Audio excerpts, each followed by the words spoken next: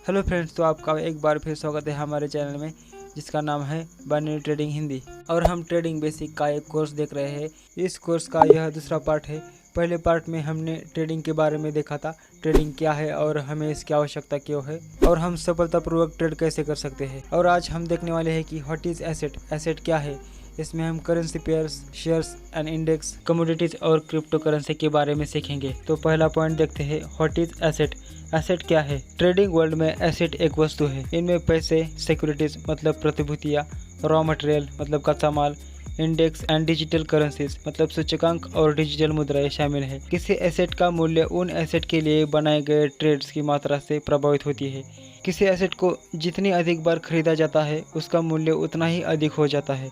यदि एसेट सक्रिय रूप से बिकना शुरू होती है तो कीमत गिर जाती है। समय की प्रति इकाई में एसेट के मूल्य में उतार चढ़ाव को द ट्रेड ऑफ वॉलेटिलिटी मतलब अस्थिरता का दर कहा जाता है। ट्रेडर्स का मुख्य लक्ष्य वस्तुओं को खरीदना नहीं बल्कि परचेस प्राइस और सेल प्राइस के बीच के अंतर के कारण प्रॉफिट कमाना है। इसलिए जब एसेट का मूल्य बढ़ता है और जब यह गिरता है तो आप कमाई कर सकते हैं। एसेट के मुख्य 5 प्रकार होते हैं: currency pairs, stock, index, commodities and crypto currencies. तो पहला पॉइंट, करेंसी पेयर्स, इसके बारे में जानते हैं। एक करेंसी पेयर में 2 अलग अलग करेंसियाँ होती है जिसमें एक करेंसी का मूल्य दूसरे करेंसी के विरुद्ध कॉर्टेट किया जाता है। करेंसी पेयर्स में उच्च अस्थिरता दर और उनका विश्लेषण करने में बहुत आसानी होती है, इसलिए यह सबसे लोकप्रिय एसेट होती है। As a rule 75% of market operations EUR USD, GBP USD, USD JPY, CHF USD की जोड़ियों में किया जाता है। अब दूसरा पॉइंट है शेयर्स एंड इंडेक्स, शेयर्स और सूचकांक। स्टॉक और इंडेक्स की ट्रेडिंग एक जैसी होती है।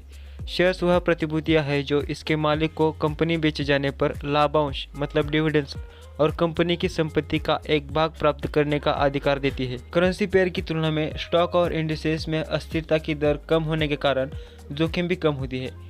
वे लंबे अवधि के ट्रेडर्स और दीर्घकालीन निवेश के लिए सबसे अधिक होती है। अगला पॉइंट है कमोडिटीज़।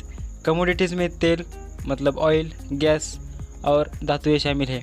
एक नियम के रूप में वस्तुएं मतलब कमोडिटीज़ उच्च अस्थिरता मतलब वॉलेटिलिटी दर्शाती है और अंत दिवसीय मतलब डे के एंडिंग में ट्रेडर्स के लिए बड़ी संख्या में संकेत देती है।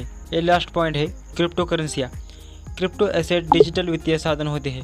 वे सबसे अप्रत्याशित होते हैं और यह उच्च जोखिम वाले एसेट होते हैं।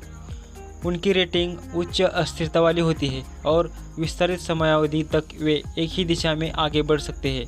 इसलिए बहुत से ट्रेडर करेंसी पेयर में ही ट्रेड करते हैं। अगर मैं मेरी बात कहूँ तो मैं स्टॉक में ट्रेडिंग करता हूँ क्योंकि मुझे स्टॉक में ट्रेडिंग करना आसान लगती है और उस चार्ट पढ़ने में भी मुझे आसानी होती है, तो इसलिए मैं ट्रेडिंग चार्ट में करता हूँ। मैं पॉकेट ऑप्शन ब्रोकर यूज़ करता हूँ और वहाँ पर स्टॉक में ट्रेडिंग करने का ऑप्शन रहता है और वहाँ पर प्रॉफिट भी 92% रहता है। तो मैं OTC मार्केट होता है इसलिए 92% प्रॉफिट होता है वहाँ पे, तो मैं वहाँ पे ट्रेडिंग करता हूँ। मैंने पॉकेट ऑप्शन की लिंक डिस्क्रिप्शन में दे दी है। बस, धन्यवाद।